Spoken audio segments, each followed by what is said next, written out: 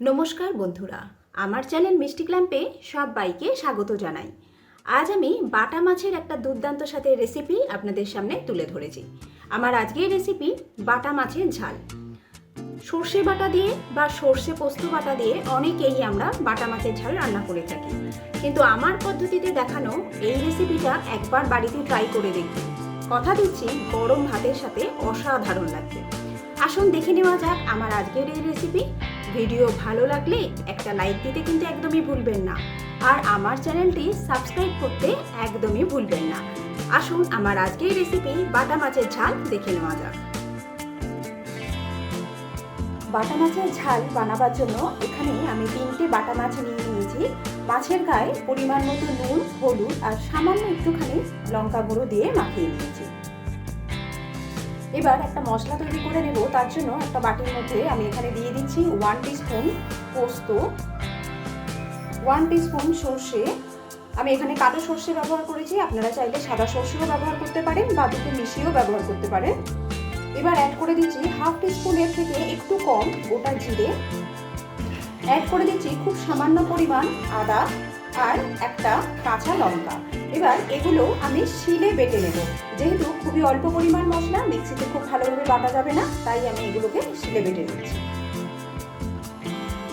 সবার প্রথমে আমি মাছগুলো ভেজে নেব। দিয়ে দিচ্ছি সর্ষের তেল,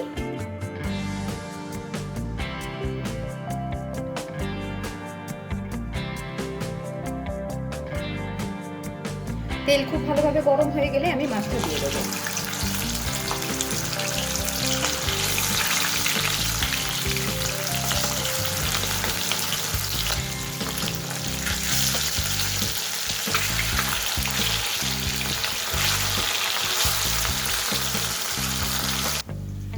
মাছ ভেজে নেওয়া হয়ে গেছে, আমি এবার তুলে নিচ্ছি।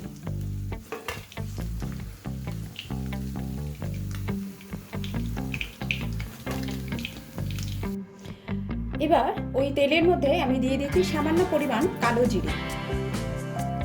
এবার অ্যাড করে দিচ্ছি একটা ছোট সাইজের কুচি করে কেটে রাখা টমেটো।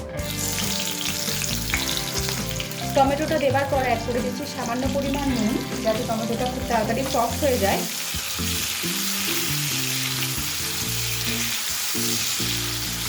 এবার গ্যাসের ফ্লেমটা একদম লো করে দিয়ে টমেটোটাকে একটুখানি কষে নেব, যাতে টমেটোটা ভালো রকমভাবে সফট হয়ে যায়। টমেটো যাতে তাড়াতাড়ি সফট হয়ে যায়, তাই গ্যাসের ফ্লেমটা কম করে দিয়ে, একদম কম করে দিয়ে আমি এটাকে কভার করে দিলাম। টমেটো অনেকটাই সফট হয়ে গেছে।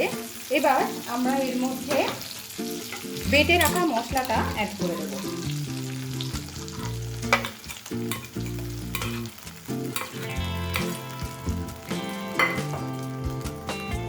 মশলার বাটিতে জল দিয়ে যে মশলাটা লেগেছিল ধুয়ে সেই মশলাটা আমি দিয়ে দিলাম। এবার গ্যাসের ফ্লেমটা লো টু মিডিয়ামে রেখে অল্প কিছু সময় নিয়ে এটাকে রান্না করে নেব।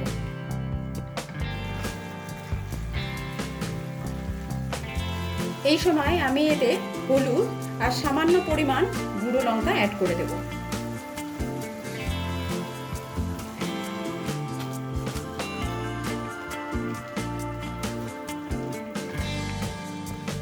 এবার আমি এর মধ্যে জল অ্যাড করে দিচ্ছি, সেই সাথে অ্যাড করে দিচ্ছি পরিমাণ মতো নুন।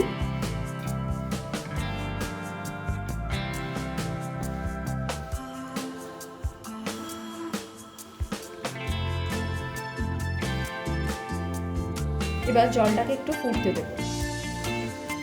জল ফুটতে শুরু করলে এর মধ্যে আমি ভেজে রাখা মাছ দিয়ে দিচ্ছি।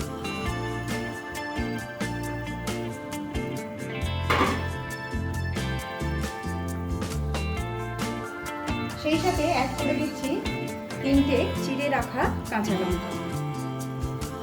এবার এটাকে একটু চাপা দিয়ে দেবো, প্রায় 4 থেকে 5 মিনিটের জন্য একদম লো ফ্লেমে এটাকে একইভাবে রান্না করে নেব।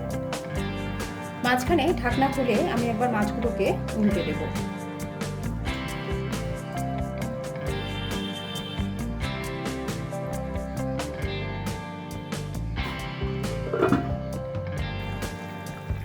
নামাবার একটু আগে আমি এতে অ্যাড করে দিচ্ছি প্রায় 1 টিস্পুনের মতো সর্ষের তেল।